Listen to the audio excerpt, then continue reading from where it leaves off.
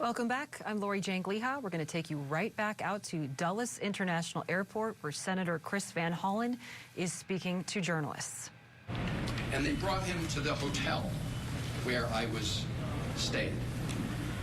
And after that meeting, as I said, I called his wife, Jennifer, to report on some of the news of that meeting.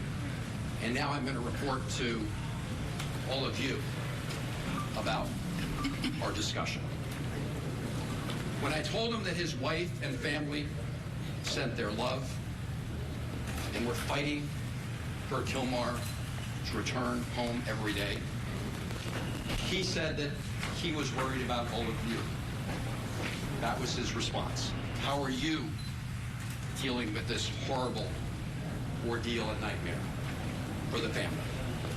He said that thinking of you, members of his family, is what gave him the strength to persevere, to keep going day to day, even under these awful circumstances. He spoke several times about your 5-year-old son who has autism. 5-year-old son who was in the car in Maryland when Kilmar was pulled over by U.S. government agents and handcuffed. His 5-year-old son was in the car at that time. He told me that he was taken to Baltimore first. I assume that was the Baltimore Detention Center. He asked to make a phone call from there to let people know what had happened to him. But he was denied that opportunity. He said he was later taken with some others from Baltimore to a detention center in Texas. And some point thereafter, I don't know whether it was a period of hours or days, he was handcuffed, shackled, and put on a plane along with some others where they couldn't see out of the windows. There was no way to see where they were going in the plane. They didn't know for sure where they were going. They landed in El Salvador, and he was taken to Sikhat prison. He was placed in a cell with, if I recall correctly, and don't hold me to it, of about 25 other prisoners. And again, this is Senator Chris Van Hollen from Maryland describing his meeting in El Salvador with Kilmar Abrego Garcia. We'll be right back. Welcome back. We're going to take you back out to the Dulles International Airport, where Maryland Senator Chris Van Hollen is speaking. He told me, and this was yesterday, that 8 days ago, so I guess 9 days ago from today, he was moved to another detention center in Santa Ana, where the conditions are better. But he said despite the better conditions, he still has no access to any news from the outside world and no ability to communicate with anybody in the outside world. His conversation with me was the first communication he'd had with anybody outside of prison since he was abducted.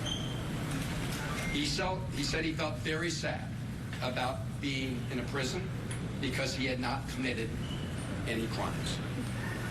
When I asked him what was the one thing he would ask for in addition to his freedom, he said he wanted to talk to his wife, Jennifer. I told him I would work very hard to make that happen. I told him that in addition to his family, that all of you who are here today were fighting to bring him home. I told him that his brothers and sisters in his union, the sheet metal workers union, were fighting to bring him home. That brought a smile to his face. I told him that millions of Americans understand that what is happening to him is a threat to their own constitutional rights. I told him about the decisions of the federal courts the District Court, the Fourth Circuit Court, the Supreme Court.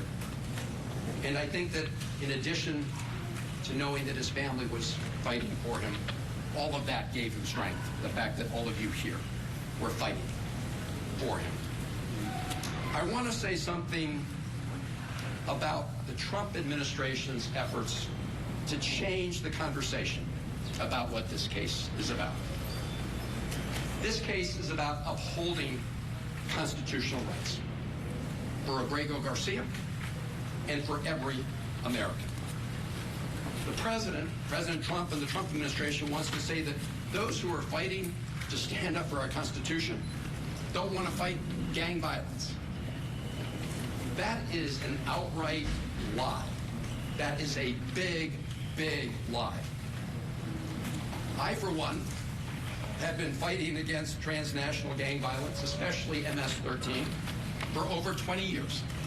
Probably for longer than Donald Trump ever uttered those words, MS-13.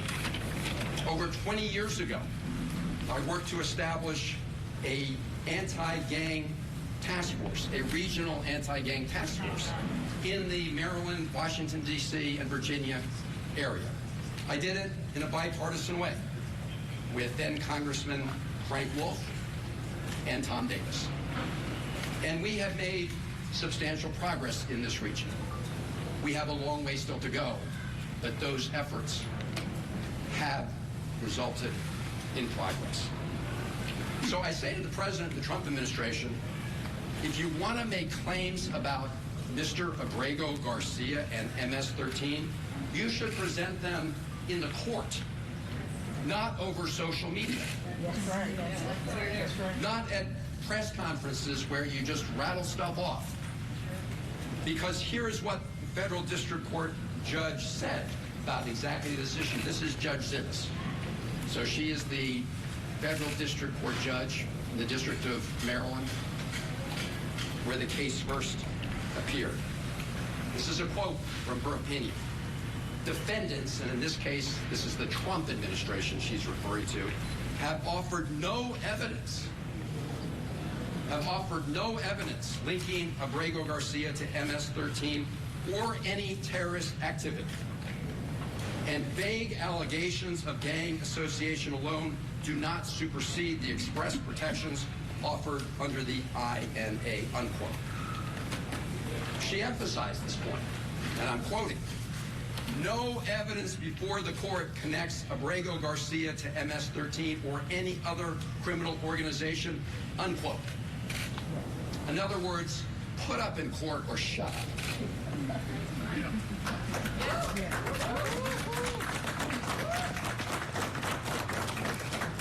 What the Trump administration did admit in court was that Kilmar Abrego Garcia has been mistakenly detained. They called it a, quote, administrative error, unquote. An administrative error that has resulted in him being abducted off the streets of Maryland and put into prison in El Salvador. That has deprived him of his personal freedom and liberty. But rather than fix this grievous error that they agreed had been made in court, what did the Trump administration do? They upbraided and fired the lawyer who told the truth to the court. That's what they did. They didn't fix the error. They fired the lawyer who told the truth about this awful, egregious mistake. And now, despite the fact that the Supreme Court has ordered the Trump administration to fix that error, that has deprived Mr. Abrego Garcia of his liberty, they are flaunting, the administration, the Trump are flaunting the court order to facilitate its return. And the government of El Salvador is complicit in that illegal scheme. Yes. So we need to hold both of them accountable, and we can talk more about how to do that. But as I said at the beginning, this case is not only about one man, as important as that is.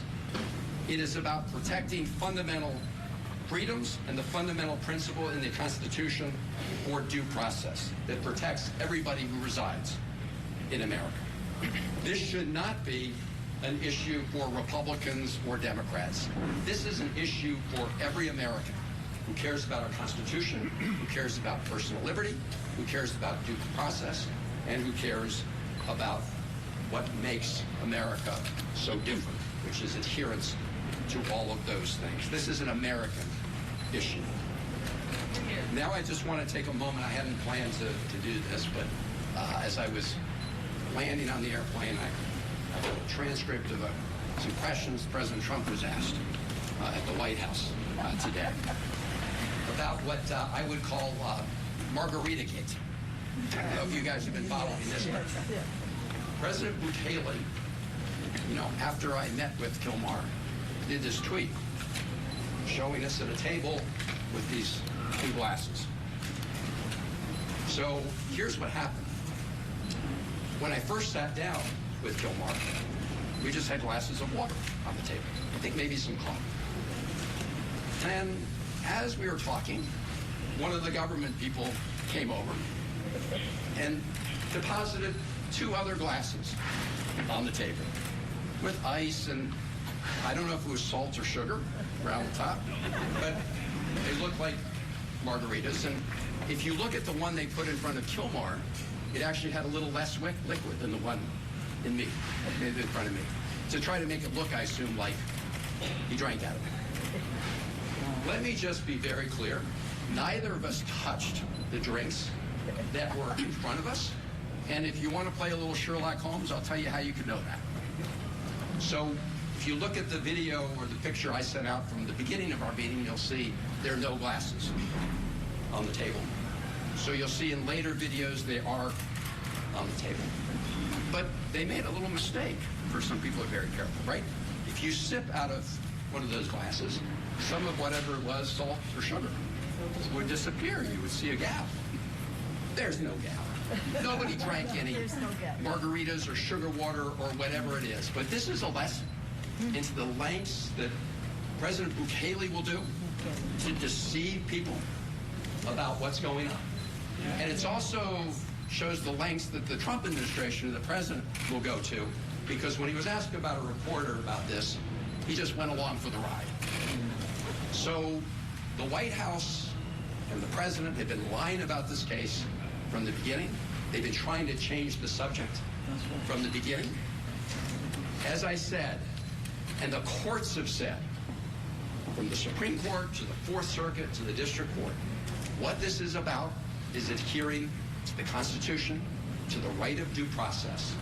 And that's why we say, bring Kilmar home, so he can be afforded his rights under the Constitution.